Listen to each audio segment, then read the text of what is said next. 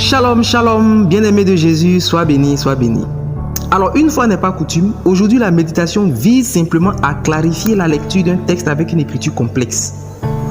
En fait, pour pouvoir méditer efficacement et joyeusement, il faut d'abord comprendre ce qu'on lit. Et à l'image de ce texte, la Bible contient nombre de versets avec une écriture difficile à comprendre au départ.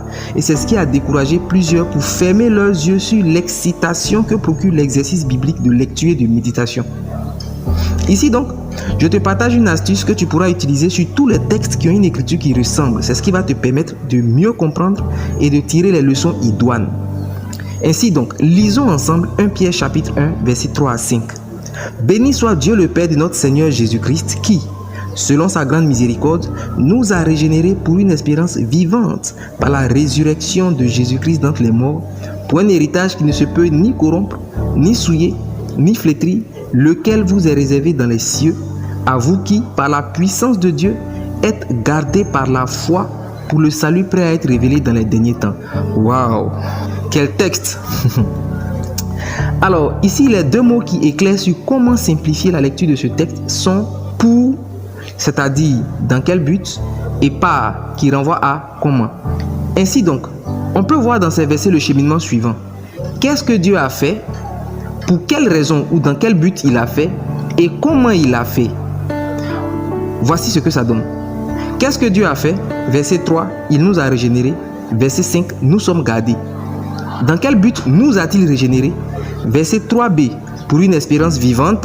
Verset 4, pour un héritage qui ne se peut ni corrompre, ni souiller, ni flétrir, lequel nous est réservé dans les cieux. Ensuite, dans quel but sommes-nous gardés? Verset 5, pour le salut prêt à être révélé dans les derniers temps.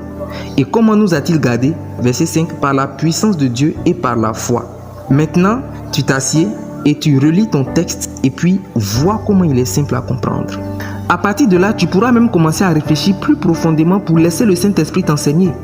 Par exemple, si Dieu nous a régénérés pour une espérance vivante, qu'est-ce que c'est exactement cette espérance vivante? Tu verras qu'au fur et à mesure que tu découvres ce qu'est l'espérance vivante, tu réaliseras en même temps pourquoi certaines choses arrivent, quelles sont les habitudes que tu dois corriger, comment les corriger, ce que tu dois ajouter, etc. Et nous aussi, c'est ce que nous ferons dans une prochaine méditation. Mais déjà, je prie pour toi. Je prie qu'à partir de cette méditation, le Saint-Esprit restaure en toi la joie et l'envie de lire, de méditer sa parole. Qu'il restaure en toi l'intelligence spirituelle de la compréhension de ce qui est difficile au nom de Jésus. Reçois une soif de te plonger dans les Écritures au nom de Jésus. Que Dieu te bénisse.